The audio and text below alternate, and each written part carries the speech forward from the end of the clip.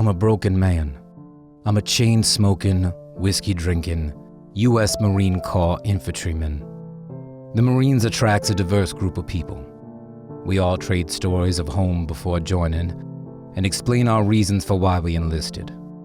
I can't. I had a life I ran from. I'm still running, and my story is something most people won't grasp or understand. I grew up in an extremely religious family, independent Pentecostal to be exact. For most of my life, we lived in a secluded small town on a farm deep in the South. I was homeschooled from preschool on. I didn't have any exposure to normal kids outside of the church. For the longest time, human interaction was rare. I was socially inept. When I was 13, we moved to a suburb outside of Atlanta. I had no social skills. I would never talk to the other kids because I never knew how. During the move, we dropped the religious beliefs. That's when it really went to hell. When I was 15, my parents divorced. My mother became dependent, which escalated very quickly. She started wasting all the child support on her stuff. I had no choice but to work full-time to support myself, her, and my sister. I began working during the day and doing school on my own after work. I had to deal with clients, so it was hard due to my previous social isolation. Still, though, it was with adults in their 30s or older. Most of the clients were law enforcement. I still had no interactions with people my age or with girls. My mother began dating again. She met this man who would become her long-term boyfriend. He also happened to be in a gang. Now, to him and his gang, you weren't a man and didn't get respect unless you were a member. I was paying the bills. I was supporting the family. I would not take such disrespect. So, even though I wasn't a full member, I participated in a lot to keep them off my back. In collections, I was an enforcer. People owed us money. I went to them and got it. I don't want to say anything too incriminating here, but to say I lived a lifestyle similar to Sons of Anarchy or Peaky Blinders would be an understatement. Every day was dangerous. I needed a way out. I started off in transportation. Used to take the loads and store them in secret houses until the next round would pick it up and resume the travel. It was exhausting between school, work, and those people. I had no time to sleep. I became dependent, literally, just to stay awake. As time went on, I had many run-ins with trouble. I still bear the physical scars. Eventually, I had amassed a reputation for my strength. They decided I'd be best be put in collections.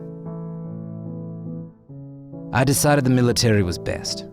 I originally wanted to go to the Navy to be a SEAL. I scored near the top of the country in the PST, ASVAB, and CSORT. Unfortunately, a paperwork error at MEPs made my vision test disqualifying. I decided to join the Marines and work up to MARSOC. I left for boot camp straight out of high school. Getting to my first unit, I experienced interactions with people my age. I did fair enough, but I always felt like an outcast. Nobody around me had experienced anything I had. They would have no idea what it was like. After my first deployment, I cut contact with my mother and sister. They were both deep in their habits, and I couldn't let it hold me back anymore. As far as women, I had no respect. I slept around a lot and didn't treat them well.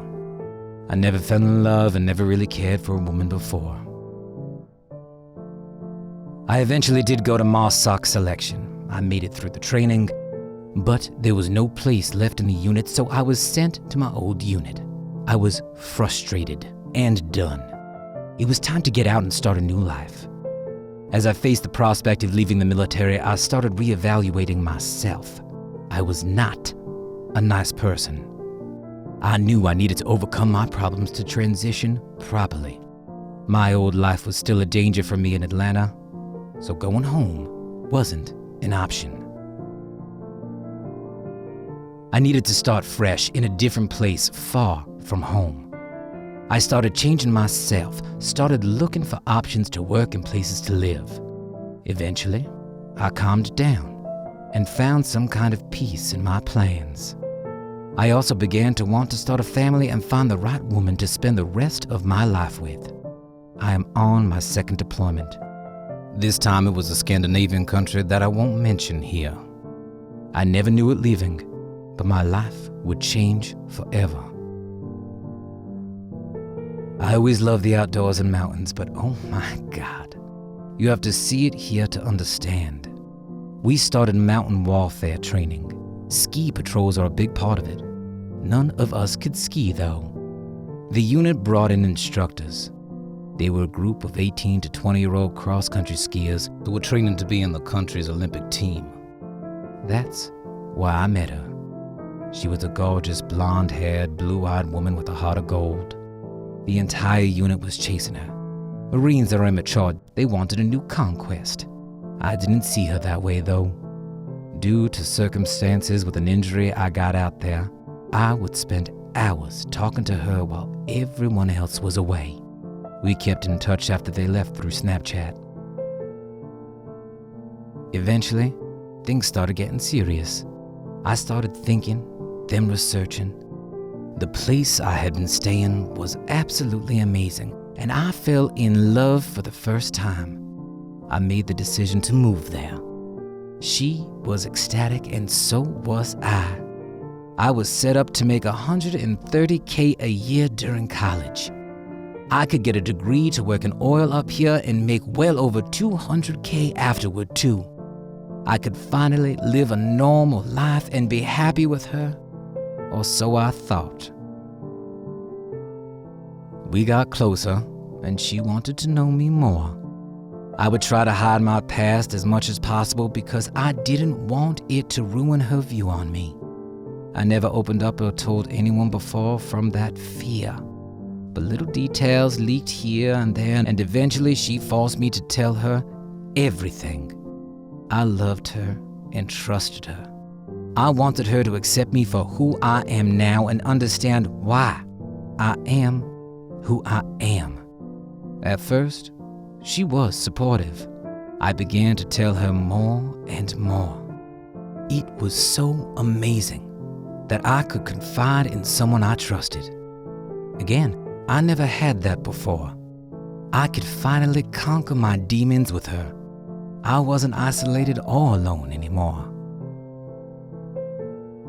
Eventually, though, she began to get distant. She began to ignore me and would cut conversations short when we did talk.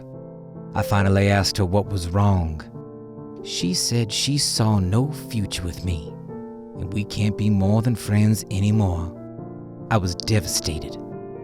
My fears came true. She tried to say it was a career decision because of the Olympic training schedule being crazy. I knew it wasn't. I couldn't bear the thought of losing her completely though, so I agreed. We kept talking as friends, but eventually, the conversations turned back to normal. We both began to talk just like before. I knew we weren't in a relationship anymore, but we still acted like we were. It was confusing and hard. She would still snap, text, and call like we were in a relationship, but kept flaking on plans to meet in person. Eventually, her cancellations weren't a surprise anymore. I was confused and ready to leave, but she still fed just enough hope to me to keep me hooked. I hoped it could be like before.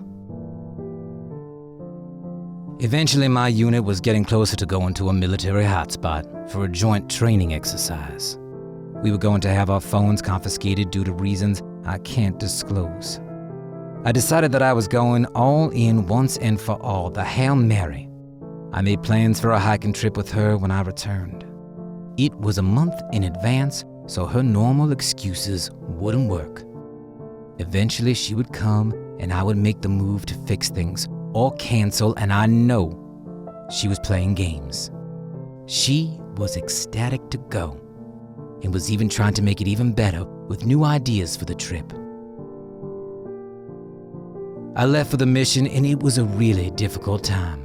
Living conditions and being surrounded by dangerous situations everywhere made me paranoid. I started reverting back to my past self. I thought about her all the time, but it turned to negative thoughts. We weren't in a relationship technically. Was she sleeping around? Would she decide life is better without me? Would she lose interest? I got scared and angry, but I was still committed. They were telling me to rebound while out there. I didn't want that though. Even though we weren't in a relationship, I still loved her and was committed and faithful. More faithful than a lot of the married guys. In fact, when out of town, we had to be in groups of 4. I ended up getting in a group of immature guys.